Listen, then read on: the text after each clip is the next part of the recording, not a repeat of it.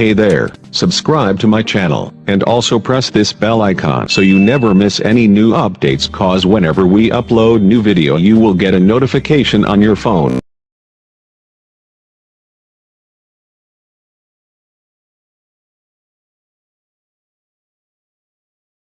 Part 1. You are going to hear a conversation. First, you have some time to look at questions 1 to 7.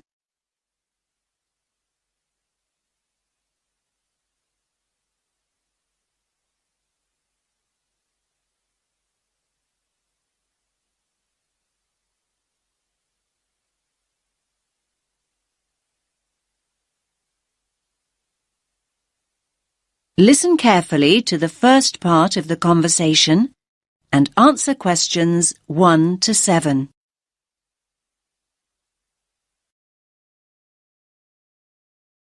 Rita speaking. What should I do for you?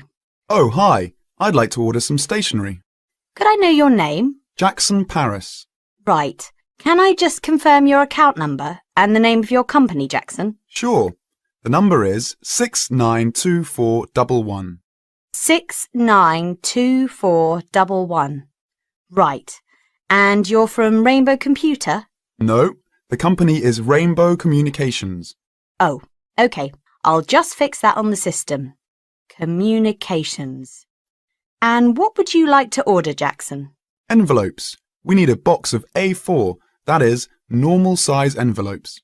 White, yellow or manila? We'll have the plain white, please, but the ones with the little windows. Okay, one box. A4, white. Just one box, was it? On second thoughts, make those 2 boxes. We go through heaps of envelopes. As a matter of interest, are they made from recycled paper? No, you can't get white recycled paper. The recycled ones are grey, and they're more expensive actually. Right, we'll stick to white then. Something else, Jackson? Yes, we need some coloured photocopy paper. What colours do you have? We've got purple, light blue, blue, light green, whatever you want pretty much. There are 500 sheets on the pack. Let me see. We're going to need a lot of blue paper for our new price lists. So can you give us 10 packs, please? Make sure it's the light blue, though. 10 packs of the light blue. Anything else that we can help you with? Let me think. What else do we need? I'm sure there was something else. Pens, paper clips, fax paper, computer supplies, office furniture. Oh, yes. We need floppy disks. Do you have those nice coloured ones? Yes, but they're a bit more expensive than the black ones. That's all right. I'm not paying anyway. Right, floppy disks. What about diaries next year? We've got them in stock already, and it's a good idea to order early. No, I think we're all right for diaries, but something we do need is one of those big wall calendars. You know, one that shows the whole year at a glance. Do you stock those? We certainly do. OK, can you include a wall calendar then, with the other stuff? Just make sure it's got the whole year on the one side. Sure. Now you have some time to look at questions 8 to 10.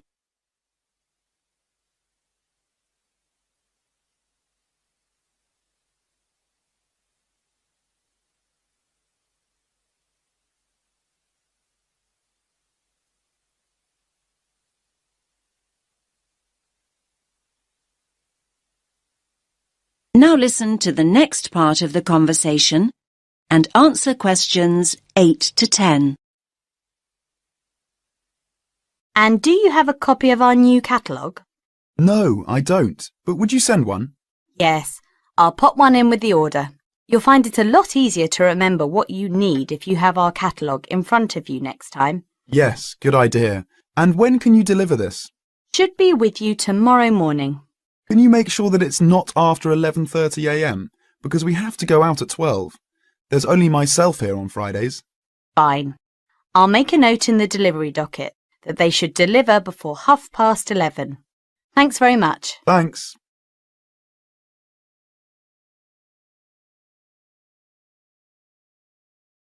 That is the end of part 1. You now have half a minute to check your answers.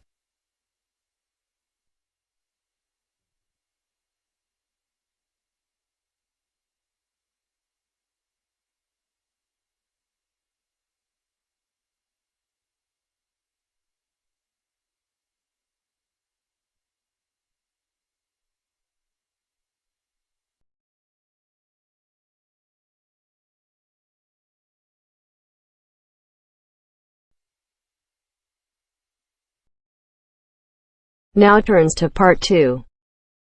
Part 2. You are going to hear a guide named Matt who is introducing their trip in Wildlife Haven. Now you have some time to look at questions 11 to 15.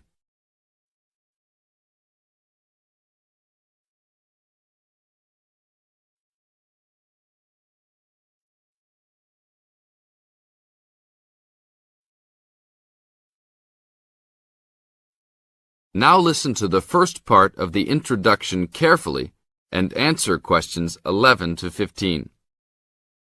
Well, good morning, everybody. My name's Matt, and I'm one of the 3 guides here at Wildlife Haven. Our job is to make sure that you all have a great time here with us and go home feeling happy and relaxed. As you can see, we're away from the city in a remote area between a national park and the sea. To encourage you to relax, there are no radios or TVs, and the only phones and newspapers are in the office. So, if peace and quiet is what you've come for, this is the place to be. From your cabin on the hill, you'll find you have the national park behind you, and you can look out from the sea from your front balcony. Your luggage will be unloaded from the bus and taken to your rooms in a few minutes. Once you have picked up your key at reception, please locate your room and check that all your luggage has arrived. The daily program here at Wildlife Haven is flexible and only as demanding as you want it to be. You should each have a brochure setting out the facilities and various walking tracks you can take. And on the bus, you are given a green sheet setting out a number of group tours in the coming week. If you want to join any tour, just write your name and room number on the relevant sheet along the wall here. Tomorrow, there is a beachcombers and rock hoppers tour exploring marine life in the rock pools along the beach. Or, if you'd prefer to go inland, there's a guided forest walk that takes you off the walking tracks. If you want to catch some lunch, you could join the beach fishing expedition. And at night, you'll see there is a moonlight forest walk that leaves each night at 7 p.m. So there is plenty to choose from at Wildlife Haven, and of course, that includes just sitting on your balcony watching the waves roll in. But I would recommend my favorite tour, the Waterfall Walk. This departs at sundown each day and also provides the opportunity to have a moonlight swim. Now you have some time to look at questions 16 to 20.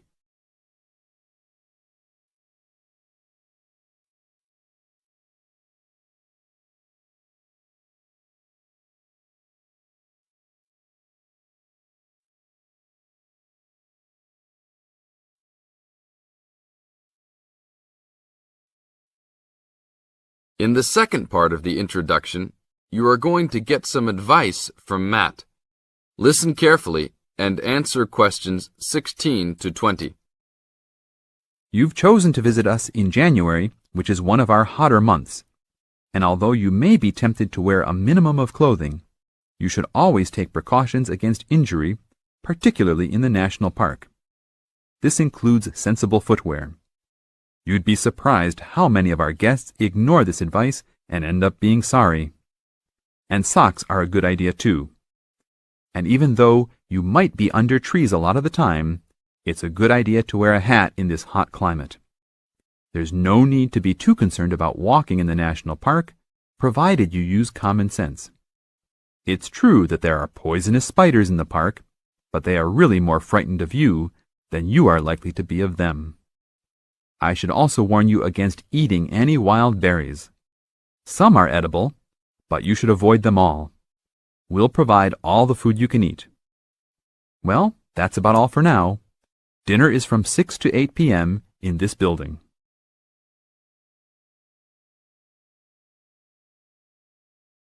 That is the end of Part 2. You now have half a minute to check your answers.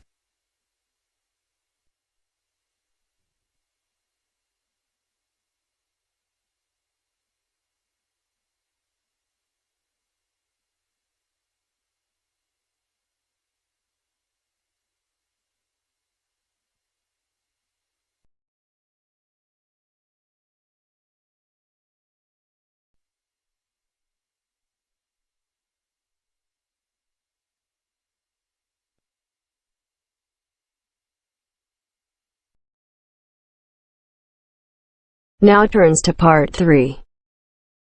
Part 3. First, you have some time to look at questions 21 to 26.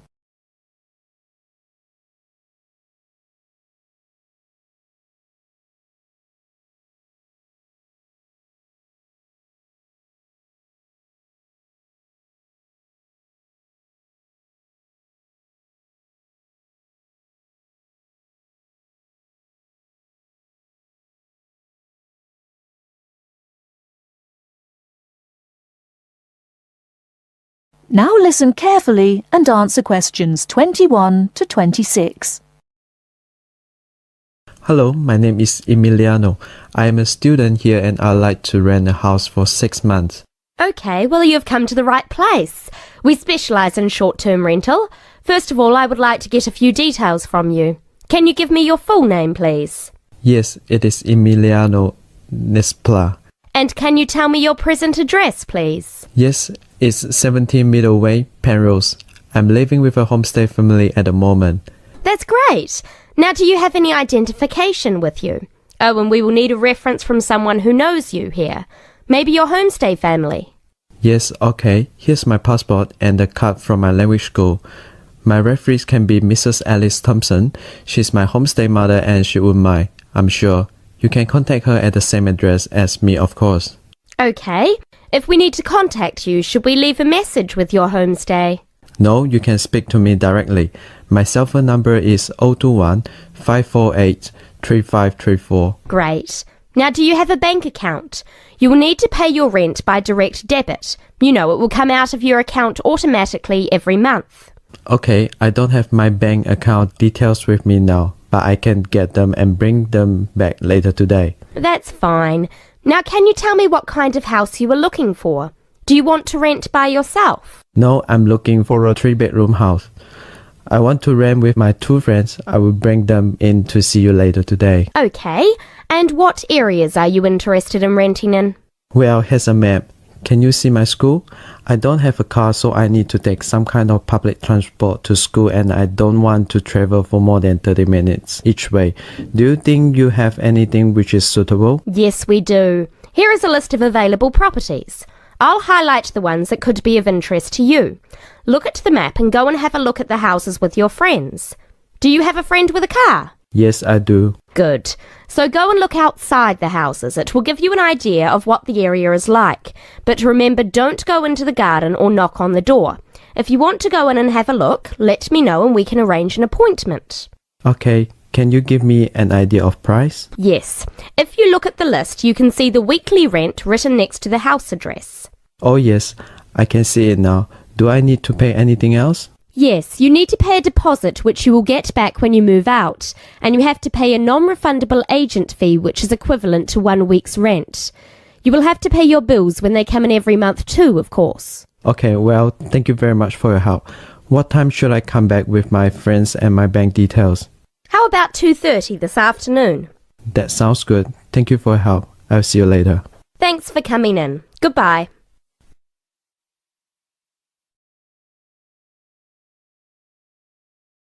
Before you hear the rest of the talk, you have some time to look at questions 27 to 30.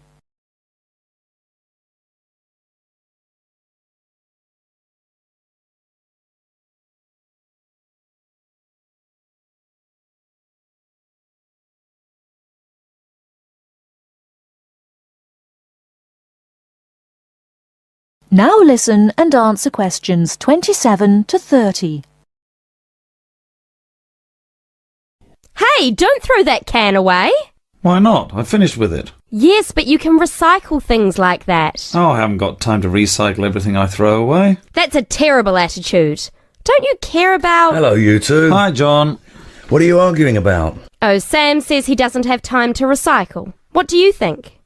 Well, I agree that it can be difficult sometimes. Do you always recycle everything then, Mary? Yes, I think everyone should. I mean, look at the state of the planet. If we don't all start making an effort now, it could be too late. Well, one of the reasons I don't recycle as often as I should is that I don't really know where to go. There are no recycling facilities near me. Well, I know I said I haven't got time, but actually there is a bottle bank near the supermarket just up the road. So I suppose there are limited local facilities. So you can do your recycling outside the supermarket? Yes, but like I said, only limited. It's only a bottle bank. Well, I don't have a car, so it's very difficult for me, but I still do it. Sometimes a friend comes over and we take our recycling together, but not very often. So if your facilities are limited, then mine are very limited. Well, I suppose if you go to all that trouble, I might make more of an effort. Good. If it was up to me, I'd encourage more people to recycle. How? Well, how about some kind of incentive? A reward for anyone who makes an effort to recycle? That's a good idea. But if you think everyone should recycle, then why not penalise those who don't recycle instead of giving something to people that do? If there was a fine for anyone caught throwing recyclable materials in the rubbish, people would take more notice. Well, now you're going too far. Do you really want anyone going through your rubbish just to check if you're following the rules? No, I don't think fines are a good idea. Well, I think we should be doing something. Anyway, I have to go. I've got my social science class next. See you later. Yeah, see you later. Bye.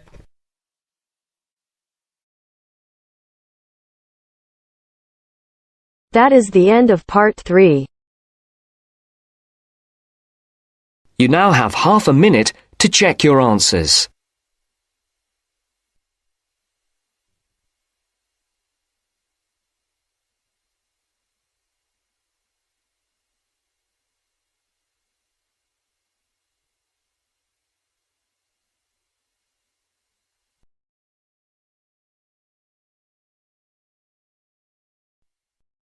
Now turns to part 4. Part 4. In this section, you'll hear a lecture on coral reef. First, you have some time to read questions 31 to 40.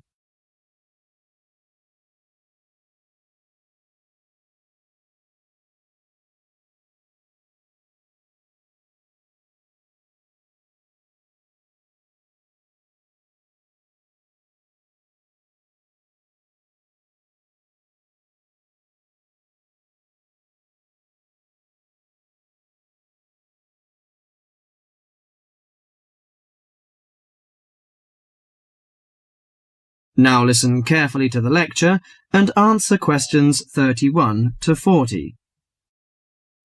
Do you fancy diving in the wonderful world of coral reefs, green sponges, colourful fish and red crabs? It is a rich garden beneath the waves. But how much do you know about the corals? Are they animals or plants? What are the threats to coral reefs? Today, Mr. Tim Harford, Executive Director of the Coral Reef Alliance, is going to introduce the facts about coral reefs. Good afternoon, everyone. Coral reefs are one of nature's most magnificent creations. It is filled with thousands of unique and valuable plants and animals. Over 1/4 of all marine species depend on healthy coral reefs. Humans also depend on coral reefs. These marine ecosystems are the primary source of food and income for millions of people, a vast repository of valuable chemical compounds and medicines, and a natural wave barrier that protect beaches and coastlines from waves and storms. Coral is actually the exoskeletons of coral polyps.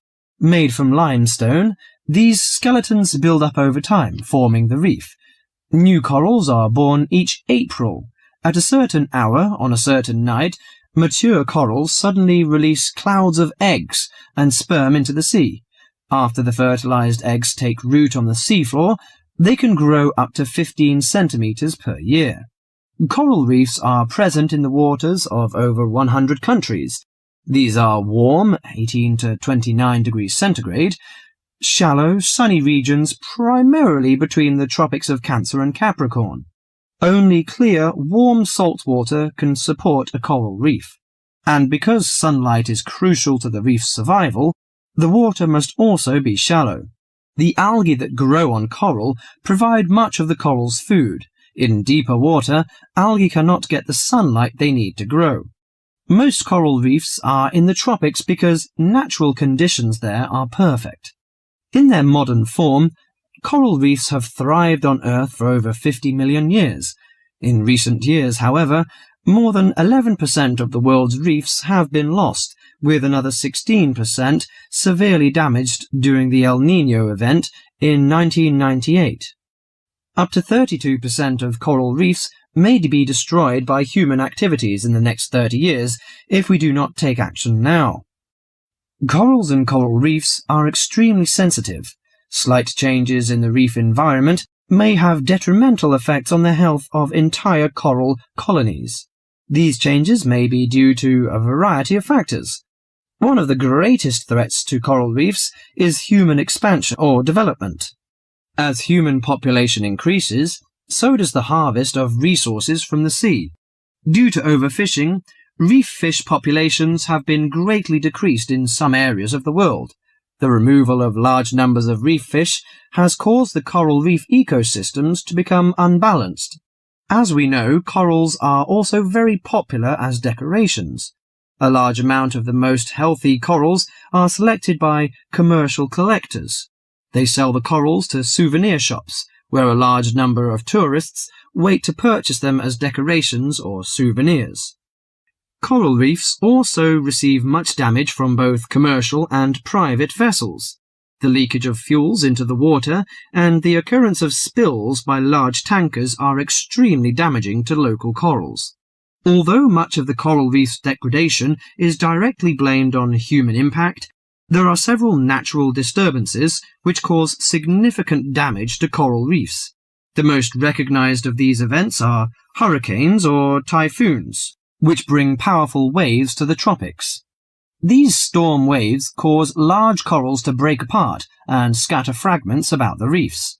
Home to a diverse community of creatures, coral reefs are underwater treasure chests of color and activity. Predators and prey swim and crawl among the coral in nature's never-ending dance of life and death. This lively, fascinating world beneath the waves is just waiting to be explored. That is the end of part 4. You now have half a minute to check your answers.